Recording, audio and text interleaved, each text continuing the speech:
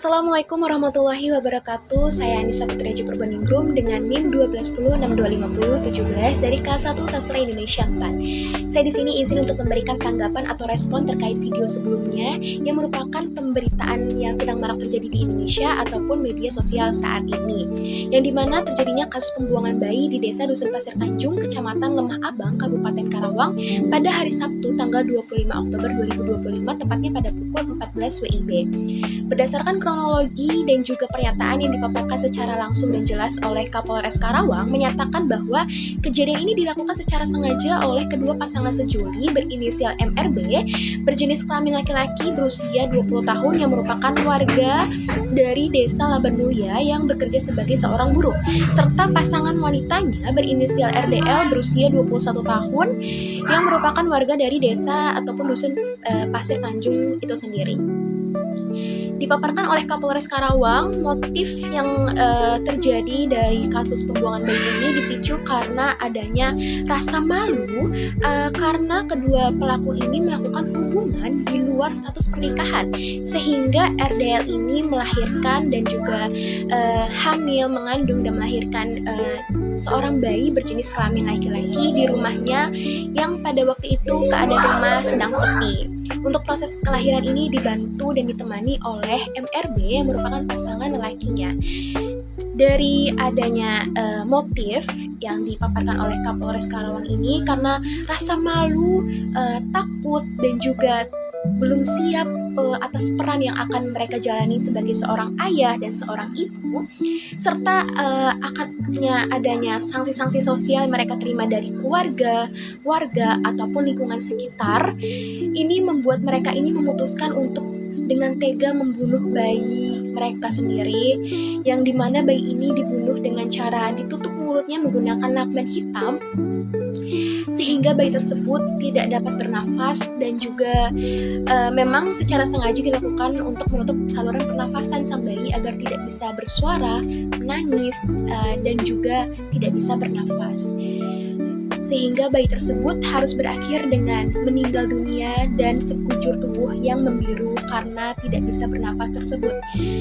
Lalu setelah bayi tersebut meninggal dunia, kedua pelaku ini dengan tega membuang bayi mereka di desa Kampung Kalenkuku, Kecamatan Tirtamuya, Kabupaten Karawang yang jaraknya ini kurang lebih 5 km dari kejadian perkara. Jadi kedua pelaku ini setelah membunuh sang bayi, mereka ini meletakkan bayi tersebut dan membungkusnya di kain jarik berwarna biru dan juga coklat. Lalu mereka ini menaruh sang bayi ini di kantong ataupun tas jinjing berwarna hitam, lalu berwarna merah dan juga berwarna hitam lagi. Jadi memang mereka ini menutupi sang bayi dengan lapisan-lapisan beberapa yang melingkupinya. Lalu setelah bayi tersebut telah terbungkus, kedua pelaku ini membuangnya. Lalu setelah kejadian pembuangan tersebut, para pelaku ini kemudian dipidanakan oleh Kapolres Karawang dengan pasal 80 ayat 3 dengan Undang-Undang Nomor 35 Tahun 2014 yang dimana hukum ini ditetapkan bagi para pelaku yang melakukan tindakan kekerasan kepada anak yang mengakibatkan anak tersebut meninggal dunia, dengan ancaman penjara yang ditetapkan kepada kedua pelaku antara MRB dan juga RDL ini antara 15 tahun penjara. Sekitar 15 tahun penjara dipidanakan kepada kedua pelaku ini.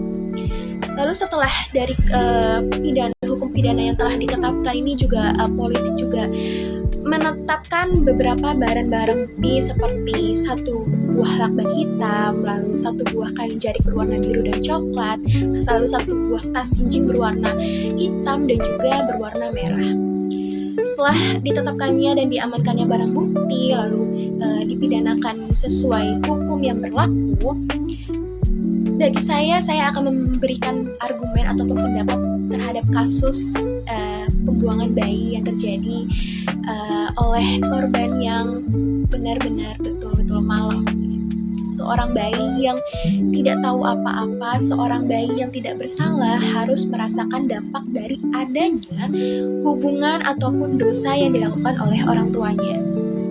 menurut saya ini merupakan peristiwa kejadian yang sangat amat memilukan terjadi di Indonesia. Bahkan kita bisa melihat faktanya sendiri bahwa Indonesia ini tidak bisa lepas dari adanya stigma kasus-kasus hamil di luar nikah, kasus-kasus pembuangan bayi, pembunuhan ataupun kekerasan terhadap anak yang dilakukan oleh orang tua.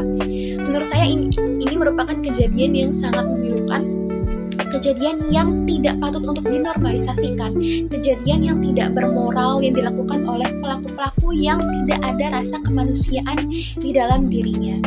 Menurut saya stigma-stigma tersebut benar-benar membuat negara ini menjadi suatu negara yang tidak bermoral dan tidak mengatasnamakan suatu hal yang bersifat manusiawi. Jadi memang bagi saya sendiri ini suatu kejadian yang memang memilukan dan suatu kejadian yang perlu adanya pengawasan lebih lanjut, perlu adanya edukasi lebih lanjut terhadap kejadian-kejadian semacam hal-hal yang saya paparkan sebelumnya. Untuk pendapat saya sendiri ini memang sudah banyak ya kasus-kasus terjadi di Indonesia dan kita tidak bisa menutup mata bahwa tindakan yang untuk meminimalisir kejadian ini tuh sangat kecil karena memang pergaulan-pergaulan ini sudah di luar batas ya, khususnya bagi para pelajar yang memang banyak sekali di Indonesia ini pelajar-pelajar yang memang usianya rentang masih muda sudah mengalami ataupun terikat pada hubungan yang tidak sewajarnya ataupun tidak semestinya ada. Contohnya para pelajar yang memang mereka masih dalam bangku sekolah lalu harus putus sekolah karena mengalami kejadian seperti hamil di luar nikah, lalu mengharuskan mereka untuk menikah ataupun pembunuhan terhadap janin. Ini benar-benar tidak manusiawi. Untuk peristiwa ini saya sangat amat mengecam, mungkin ya, salah satu warga yang mengecam peristiwa tidak manusiawi ini.